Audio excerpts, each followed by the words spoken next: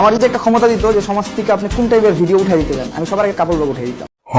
আপনার টিম মেম্বাররা কোথায়? বহু কারণ আসে যেগুলো প্রথমে থাকে না, পরে উঠে আসে। রাকিব হোসেন সম্পর্কে কিছু বলতে। কি ভিডিও বানায় আমার পছন্দ না, এটা সেটা আমি ভিউ এনে টাকা কামাবো না, কারণ আমার বিজনেসই তো এটা। দেবা রয় নামে একজন জানতে চেয়েছে যে ওমরকে তো অনেকেই ফলো করে, ফ্যান ফলোয়ার প্রচুর আছে, তার ভালো ফ্যান বেজও আছে, কিন্তু এই যে ওমরের গড়ে ওঠার গল্প, উপরে ওঠার গল্প, সফলতার গল্প, কিভাবে কন্টেন্ট ক্রিয়েটিং এ আসলেন, কিভাবে আপনি সফল হলেন, কন্টেন্টগুলো মেকিং করেন কোন কনসেপ্ট থেকে, সেই গল্পটা একটু জানতে চাচ্ছে। আমি এখনো কন্টেন্ট ক্রিয়েটর হিসেবে সফল না, কারণ আমার থেকে অনেক ভালো ভালো কন্টেন্ট ক্রিয়েটর আছে যাদের দেখে দেখে আমি শিখতেছি। আর কন্টেন্ট যেগুলো বানাই ওগুলো আমার সব সমাজ থেকেই নেওয়া, মানুষ থেকেই নেওয়া। আমি যে ঘুরতেছি আপনার আর আপনার ক্যামেরাম্যানের মাঝখানে একটা কথা আমার ভালো লেগে গেল।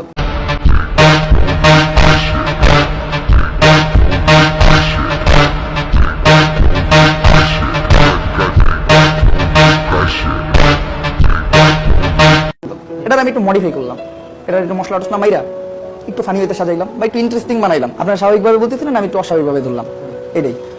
আর মানুষজনের অনেকের স্টোরি, ফেসবুকে কি চলতেছে, তারপরে অনেকে ছেঁকা খেয়ে রয়েছে লাইফে, তাদের স্টোরি। আপনি খেয়েছেন কখনো? না, আমার লাইফে ছেঁকা বলতে আসে না এখন। আচ্ছা, দিয়েছেন? না, এটাও না। আচ্ছা, ঠিক আছে। দুই দিক দিয়ে ক্লিয়ার আছে এখন। তো মানে এগুলাই মানুষ থেকে পাওয়া সব কন্টেন্ট। তিনি বলেছেন যে ওমরকে প্রশ্ন করবেন রাকিব হোসেন সম্পর্কে কিছু বলতে।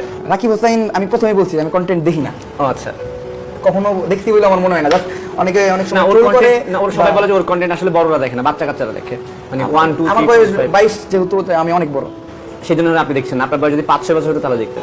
5-6 বছর হলো দেখতাম না, কেন? কারণ আমার মাথায় ব্রেন আছে। আচ্ছা, আপনার চুল নিয়ে প্রশ্ন এসেছে, দুইটা প্রশ্ন। একটা মেয়ে জানতে চেয়েছে যে আপনার চুল এত সিল্কি কেন, আর 2 নাম্বারটা হচ্ছে চুল কাটেন না কেন, চুল কি আপনি ছোট করবেন? চুল ছোট করি না, চুল বড় রাখার একটা শখ আমার। আমার আম্মু কিছু করে না, হ্যাঁ। তাইলে আর অন্য মানুষের কিছু বলার আছে বলে আমার মনে হয় না। চুল সুন্দর রাখেন কিভাবে? এত চুল silky? সুন্দর না, আমার চুল সুন্দর না, সিল্কি এটা আল্লাহর দান। আমি আচ্ছা। চুলে পানি ছাড়া, সাবান ছাড়া আর মাঝে মধ্যে একটু শ্যাম্পু ছাড়া কিছু দিই না। আচ্ছা, এটুকুই শেষ? হ্যাঁ, এটাই। গান প্রসঙ্গে আসি, আপনি কি গান গান নাকি? না, গান গাই না, গানের গলা ভালো না। একজনের প্রশ্ন করছে যে আপনি নাকি বলেছিলেন যে র‍্যাপ সং করবেন, সেই র‍্যাপ সং কোথায় আসছে না কেন?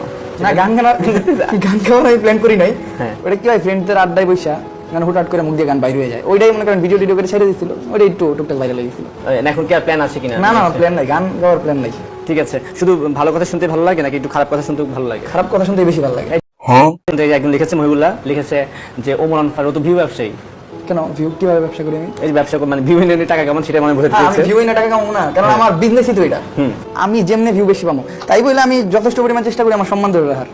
এই জন্য আমি আমার ভিডিওতে কোনো আমার ফ্যামিলির টানি না, আমি কোনো মেয়ে টানি না। আমি একটা ভিডিও ছেলে নিয়ে করতেছি, যে ভিউ আইতেছে মেয়ে নিয়ে করলে তার চেয়ে ডাবল ভিউ আসে। বর্তমান প্রেক্ষাপট তাকান, নিজের বউরে নিয়ে জানা তাই করতেছে, তারা ভিউ ব্যবসায়ী। এমনকি আমার চিন্তা আছে আমি নেক্সট ডে কাপড় ব্লগ নিয়ে একটা ভিডিও বানাবো,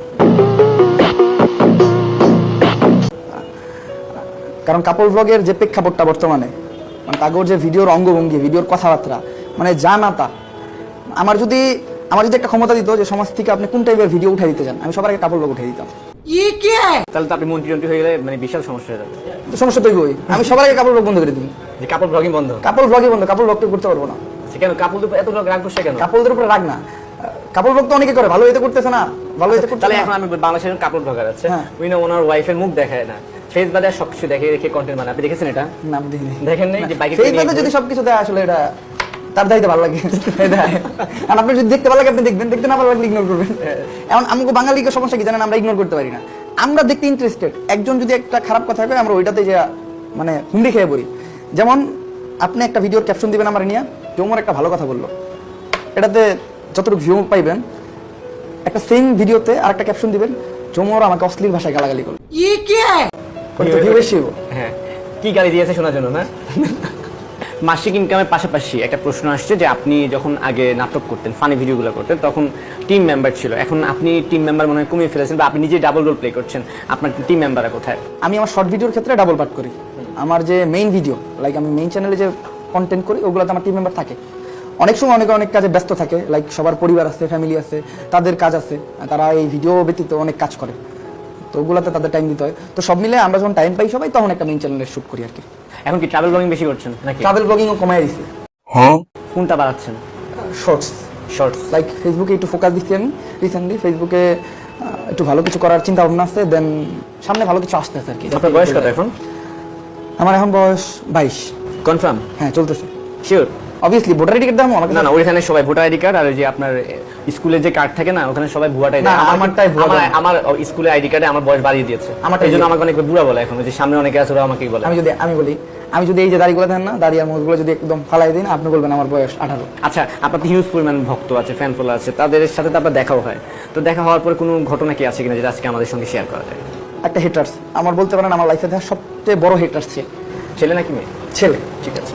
একটা জায়গায় গেছি, আমার অনেক পোলাপান ফিল করছে, সে দূরে দাঁড়ায় থেকে আমার লাইক গালির মতোই দিতেছে যে কি ভিডিও বানায়, আমার পছন্দ না, এটা সেটা, ওরে দেখতে মানুষ এত ভিড় করছে, কি লেগে হ্যান তেন এটা সেটা। তো তারপরে আমি তার কাছে যাই, আমি তারা বলি যে ভাই আপনি আমার কন্টেন্ট না দেখতে পারেন, কিন্তু আমার হিট করার মানে কোনো রাইটস নেই আপনার, আপনি আমার পার্সোনালি চিনেন না জানেন না, আমার মনে হয় আপনার হিট না করা উচিত। তো মানে ও যে আমার দূরে থেকে গালি দিতেছিল, আমার কিছু ফলোয়ার দেখা ওদেরকে আমার মারতে চান।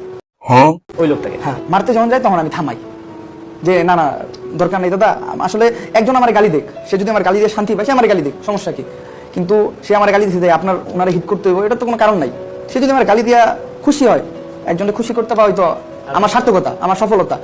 কারণ আমি ফানি ভিডিও বানাই, আমি চাই একজনকে হাসাইতে, একজনকে হাসানো কিন্তু অনেক কষ্ট, আমি চাইলে একজনকে একটা চরমেরে কান দিতে পারি, কিন্তু হাসাইতে গেলে মানে আমার প্রপার একটা মানে জিনিস দিতে হবে।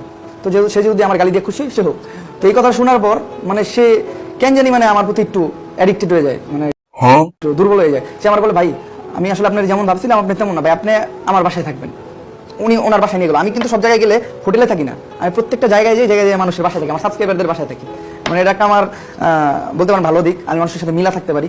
আমি এই পর্যন্ত যতগুলো জেলায় গেছি সব জায়গায় আমি মানুষের বাসায় থাকছি। তো ওনার বাসায় নিয়ে যায়, 3 দিন ওনার সাথে থাকি, আসার সময় উনি আমার জড়াই ধরে কান্না করে দেয়, কয় ভাই আমি আপনার সবচেয়ে বড় একটা ফ্যান হয়ে গেলাম, আমি আপনাদের সাথে এই 3 দিন ছিলাম, আপনার সাথে খাইছি, আপনার সাথে ঘুরছি, মানে আমি আমার লাইফে খুব কম মানুষই দেখছি, মানে আমি মিশুক টাইপের মানুষ। আমি এমনিতে কথাবার্তা অনেক কম বলি, ভিডিওতে যা বলি আমি বাস্তব লাইফে কথাবার্তা একদমই কম বলি, বাট মানুষের সাথে অনেক ভালো মিশতে পারি। তো এটাই আমার বলতে পারেন একটা ফ্যান মোমেন্ট। শেষ করবো একটা জটিল প্রশ্ন দিয়ে বলতে গেলে, সেটা হচ্ছে যে আপনার একটা টিম ছিল ব্যাড ব্রাদার্স, রাইট? ধরুন আরো অনেক টিম আছে, ফ্যামিলি এন্টারটেইনমেন্ট, রাকিব হোসেন, কিন্তু আমরা দেখছি যে সফল হওয়ার পর বা একটু উপরে ওঠার পর আসলে টিমগুলো আসলে ভেঙে যায়, থাকে না, বন্ডিংটা থাকে না, কেন আসলে সমস্যাটা কোথায় হয়? জনপ্রিয়তা পাওয়ার পর অনেকগুলো জিনিস উঠে আসে যেটা আসলে শুরুতে থাকে না। যেমন আমরা যখন একটা জিনিস শুরু করি তখন আমরা জানি না যে এটা ফিউচার কি, যখন একটা জনপ্রিয়তা পায় অনেকগুলো জিনিস উঠে আসে, আপনি আমার থেকে বেশি জনপ্রিয় হয়ে যেতেছেন, এক জায়গায় গেলে মানুষ আপনার একটু বেশি ডাক দিব, এটাই স্বাভাবিক। দ্বিতীয়ত আসে যখন একটা চ্যানেল স্ট্যাবলিশ হয় বা ওইখান থেকে ইনকাম আসা শুরু হয়, তখন সবারই একটা স্বার্থ আসে, আরও বহু কারণ আসে যেগুলো প্রথমে থাকে না, পরে উঠে আসে। এখন এমনিতে তাহলে আপনার ব্যাড ব্রাদার্সের যে আদার্স টিম মেম্বার ছিল তাদের সাথে সম্পর্ক কেমন এখন আপনার? সম্পর্ক ভালো না হইলেও খারাপ না। আচ্ছা, দর্শকরা কিন্তু আপনাদেরকে এখন একসাথে দেখতে চায়। একসাথে দেখতে চাই, একসাথে কখনো দেখতে না পারলেও কখনো কিন্তু দর্শকরা এটা চিন্তা না করে যে আমরা আলাদা আলাদা, যে যেখান থেকে যেভাবে ভিডিও বানাইতেছে বোথ আর বেস্ট, মানে দুইজনেরই সাপোর্ট দেওয়া উচিত। আমার মনে হয় আপনি যদি তাদেরটা ভালো লাগে তাদেরটা দেখবেন, আমারটা ভালো লাগলে আমারটা দেখবেন, আমাদের নিজেদের মাঝখানে কোনো দ্বন্দ্ব নাই। ঠিক আছে, okay. Amar on the fire, Omar on fire, Omar on fire. আবার মাঝখান দিয়ে অলওয়েজ ফায়ার হয়েছিল না? ওইটা এমনি লাগাইছি। আচ্ছা ঠিক আছে, অনেক আড্ডা দিলাম, হ্যাঁ। ভালো লাগলো।